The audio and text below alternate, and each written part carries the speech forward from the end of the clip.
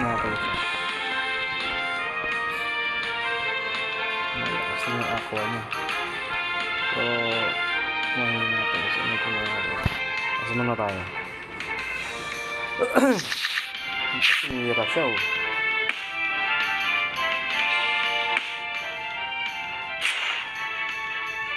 So, magkikrit yan kasi sinira siya ng plant. Ngayon yung plant na tarahin din natin. Diba?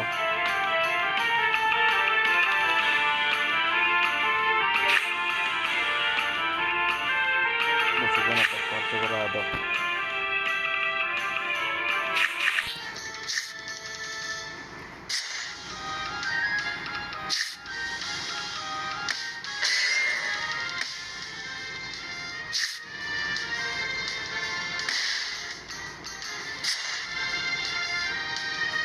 Ayan.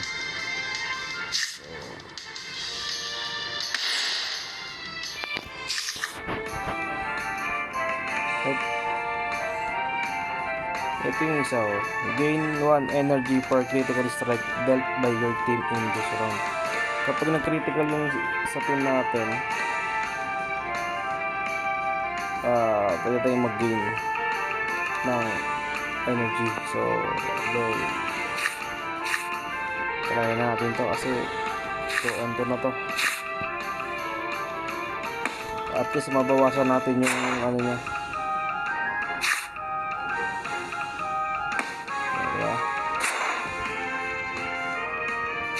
So tayo naman ang unang titira ngayon. Tirahin natin yung ano na lang. Ito siya lang sabi ko, dalawang nut wrapper, pero isa lang ilalagay natin dyan kasi atake na tayo ng isa dito kasi tayo yung first entry. So at least kung mapatay natin to sa unang baraha, hindi na makatira sa atin. Hindi siya namatay kasi karami yung beast. Ibig sabihin nag-gain siya ng energy dalawang beses. Ibig sabihin mas lamang siya ng baraha sa atin.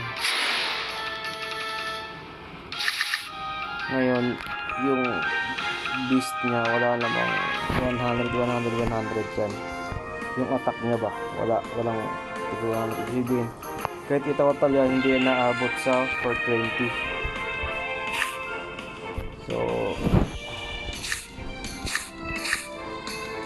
dalawang cards lang, no? Try na natin yan. Yun lang, pag na-stun ka, nagmi-miss yung isang tira mo. Meron pala siya nun. Itong sticky go. Yun lang.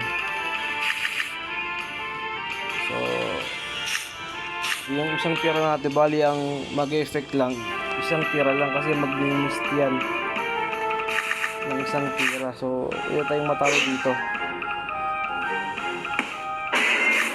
stun na naman every tira natin, may stun tayo. So isang baraha lang tatama sa kanya, taro tayo kasi na-stun tayo.